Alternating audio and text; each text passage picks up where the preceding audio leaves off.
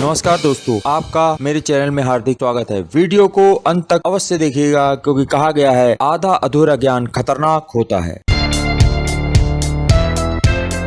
जैसा कि आप थंबनेल देखकर ही जान ही गए होंगे कि आज यह जो विषय है वह मंदिर पर है कि आप अपने घर पर जो मंदिर रखते हैं उसको किस तरह से रखना चाहिए, मंदिर में कितनी मूर्तियां होनी चाहिए, भगवान की किस संख्या में मूर्ति रखें, मंदिर में कौन सा रंग होना चाहिए तथा क्या मंदिर सीढ़ियों के नीचे रखा जा सकता है, क्या मंदिर कभी दक्षिण दिशा में हो सकता है, क्या मंदिर का सही स्थान क्या होता है, क्या हमें घर में अपने पूर्वजों की जो तस्वीर लगाते हैं वो किस जगह लगानी चाहिए और हमेशा भगवान का जो मंदिर है वह किस तरह रखना चाहिए, सामान जो बच जाता है भगवान का चढ़ाने में या बासी फूल वगैरह रह जाए उसका हमें क्या करना चाहिए, क्या मंदिर का सही स्थान क्या होता है, यह भी इस वीडियो में बताया जाएगा। यदि आप पहली बार मेरे इस चैनल पे आए हैं तो आप सब्सक्राइब करके अवश्य जाइएगा और वीडियो देखने के बाद लाइक अवश्य कर दीजिएगा। तो चलते हैं, मंदिर कहाँ और किस जगह पर रखना चाहिए, उसका सही स्थान घर में कहाँ पर होता है। तो सर्वप्रथम आपको पहले ही बता देता हूँ कि वास्तु शास्त्र के अनुसार मंदिर को ईशान कोण में रखा जाता है, यानी आपका जो घर है उसमें ईशान कोण जो होता है कोना, उस कोने में मंदिर की स्थापना की जाती है। यानी उत्तर दिशा और पूर्व दिशा का जो कोना होता है उसे ईशान कोण कहा जाता है, जहाँ पर उत्तर दिशा और पूर्व दिशा की दीवार के कोने को ईशान कोण कहते हैं और यही सबसे अच्छा स्थान होता है मंदिर की स्थापना के लिए। दूसरा है, कभी भी मंदिर की दीवार पे सफेद, काला, नीला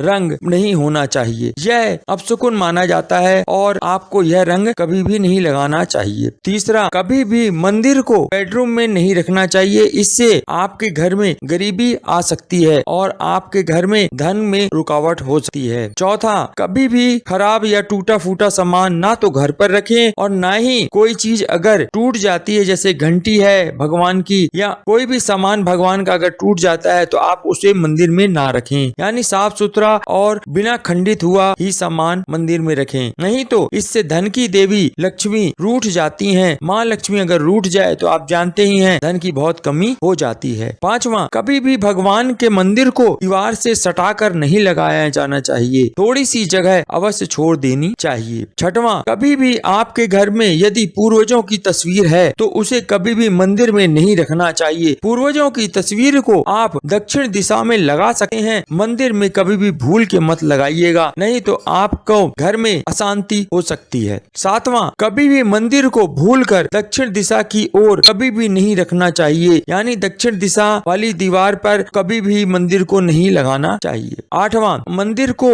लोग कभी कभी जगह की समस्या होने के कारण सीढ़ियों के नीचे लगा देते हैं, इसलिए ऐसा कभी भी भूल के ना करें, सीढ़ियों के नीचे कभी भी मंदिर ना रखें, नहीं तो घर में लड़ाई झगड़े होने शुरू हो जाते हैं और उस घर में गरीबी भी आती है, इससे देवी देवता नाराज होते हैं और आपकी मानसिक शांति जो है वो भंग हो सकती है। घर में हमेशा ही कलह कलेश का वातावरण रहेगा, आपके घर में यह ना हो, इसलिए यह विशेष कर ध्यान रखिए कि मंदिर को कभी भी सीढ़ी के नीचे आप ना लगाएं। नौवां, कभी भी भूल के भगवान के मंदिर में किसी भी गुरु की फोटो ना लगाएं, यदि आपके गुरु हैं तो उनको अलग से आसन देकर या आपकी कोई चौकी ला करके अलग से उनको विराजमान करें। कभी भी भगवान के मंदिर में गुरु की तस्वीर नहीं रखते हैं, गुरु जी का अलग ही एक आसन बना करके उसको चौकी में विराजमान करते हैं। 10वां, ये ध्यान रखिए, कभी भी एक ही भगवान की दो तस्वीर या दो मूर्तियां नहीं रखनी होती हैं, एक ही भगवान की एक ही मूर्ति या एक ही तस्वीर रखी जाती है, इस चीज का विशेष ध्यान रखिए। यदि आप कभी भी लाएं भगवान को तो ये ध्यान रखिएगा कि भगवान के मंदिर में एक ही भगवान की एक ही मूर्ति या एक ही तस्वीर अवश्य हो।